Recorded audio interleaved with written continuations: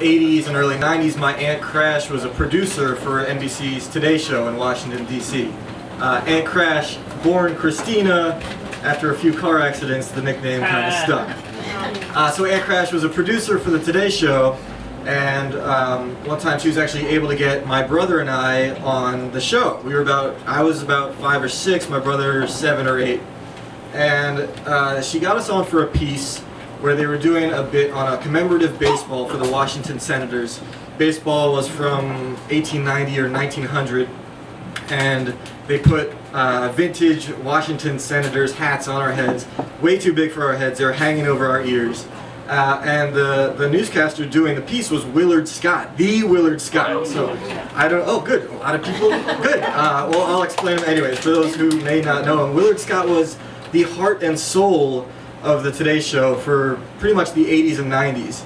He was a big, lovable, zany guy. He started off doing the weather, but was really known for his cultural pieces, his people pieces. He would be at festivals, he'd be on the streets talking to people.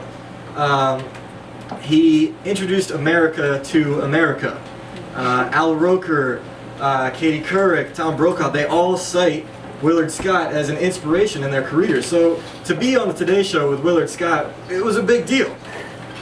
So there my brother and I are with Willard. He introduces this baseball, and finally he turns to us and he says, "Hey, we got 2 baseball players here. Hey, you like baseball?" And my older brother, he says, "Yeah, I play first base." And he goes, "Oh, that's great. Hey, how about you? What do you play?" And 5-year-old me says, "I play soccer." It was priceless, right? It's one of those, like, kids say the darndest things on national television. It was beautiful. And my Aunt Crash was able to get us a tape of that show, right? So a few weeks after the show, I'm holding the tape. I'm standing in front of the TV, and I'm holding the VHS tape in my hands, and I'm contemplating my future. Do I want to go into news? Maybe do I want to be a newscaster and bring people information and entertainment? And as I'm holding this VHS TV next to me, I heard a voice very clearly, and the voice said,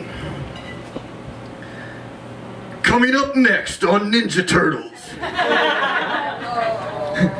Coming up next on Teenage Mutant Ninja Turtles, Bebop and Rocksteady get sucked into another dimension. Will the Turtles go into the other dimension to save them? Find out next, kids. You don't want to miss this one. Next on Teenage Mutant Ninja Turtles.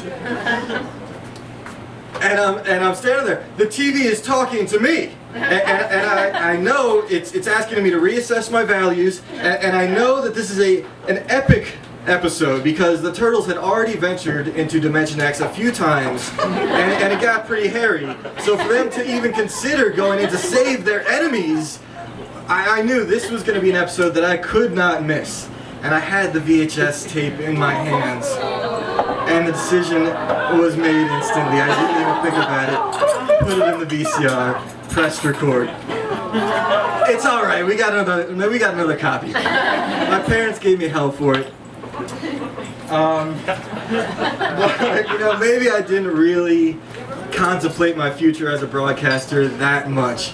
But I will say that they did change and create kind of a new pattern in my life where from that point on I did kind of develop a bit of a disinterest, maybe a mistrust for news outlets, fascinated and inspired by comics and cartoons, and eventually and currently went on to write children's books for the imagination of children. So I'm Alex Johnson, and that's the news to me.